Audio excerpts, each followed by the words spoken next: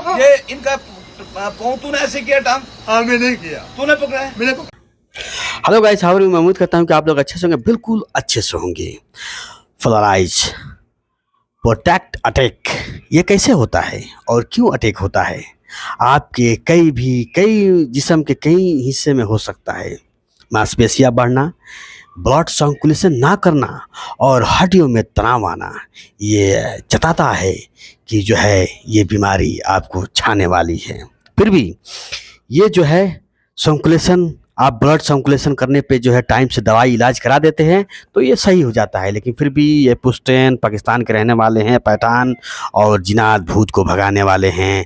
तो ये कैसे जो है इनके ऊपर जिनात आया और ये कारनामा कर बैठा बीमारियों के तहत, तो होता है ये उपवार, काला जर, ये सब जो है शैतानी ताकतों का असर होता है।